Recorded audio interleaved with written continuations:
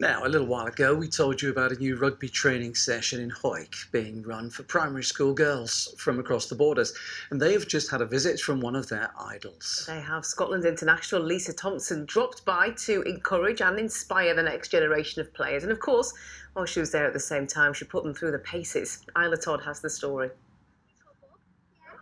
It's not often a rugby superstar off the telly drops by to train children, but that's exactly what's been happening in Hawick. I actually used to play with Emily when we were under 15s at Langham, so I think, just got in touch with Emily. I've seen the stuff that she was doing alongside Graham Hogg, so no, just to get along and hopefully, I guess, show some girls from the borders that it's possible, being from a wee town, that you can go on to be a professional rugby player nowadays. I thought it was perfect time to try and get in touch and see if she could come down, and it meant the world to them all today. Also excited getting their autographs and getting to play alongside her, which I'm sure they'll remember forever.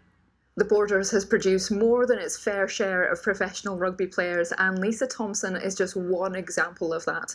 And with this renewed focus on supporting young girls and women in sport, not just in rugby, but in much more than that, it's bound to inspire a new generation of professional athletes.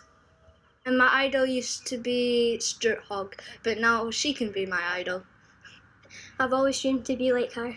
The way she moves is steady and runs and tries. She's so brave and just goes through them and barges in. It's just really exciting, and I don't know how to feel really, but it's just really exciting and happy. It's really important to have role models that are able to see, especially when the girls are from their hometown. They've got Lana and Lisa that they're all inspired to be just like. For the girls that go to Trinity Primary School, that's where Lisa went, and her photo's up on the main wall, and we get to see her every day when we're in the hall. So to be able to actually meet her and be able to play alongside her, that will mean the world to them girls. These training sessions are running over the summer for primary school girls, and that's been a deliberate decision. When the boys are there, they just don't really include you, and when it's just girls, it's way better. People say most sports is from men's, but if we show them that, we can keep it on and get it more for women's as well. Well, some of the boys in my rugby group don't really ever pass to me. I've seen lots of new faces each session. There's somebody new coming to it. We quite often get people asking how we get involved, so we're still making new people each time, which is amazing that it's growing and growing, and hopefully we can keep that going as well. Across Hawick, we had some Langham people here last week, so it's not just Hawick girls getting involved.